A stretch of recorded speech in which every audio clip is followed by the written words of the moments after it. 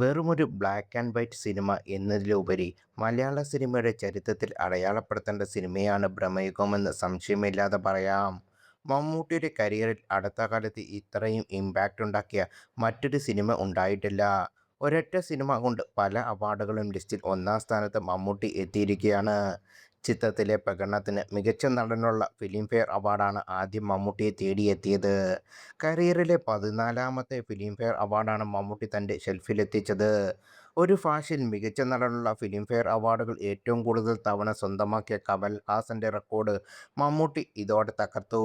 5 പതിറ്റാണ്ടുകളോളം 1980, 1990, 2000, 2010, 2020 Filmfare award നേടിയ ഒരേയൊരു താരവും മമ്മൂട്ടിയാണ്.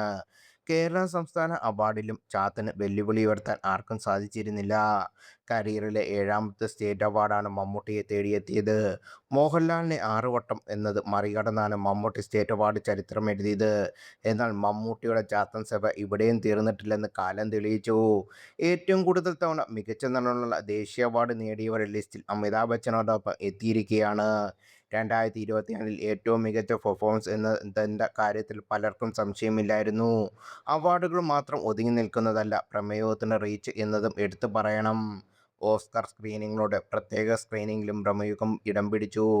അക്കാദമി മ്യൂസിയം സംഘടിപ്പിച്ച where the forest meets the sea folklore around the world എന്ന വിഭാഗത്തിലാണ് ചിത്രം പ്രദർശിപ്പിച്ചത്.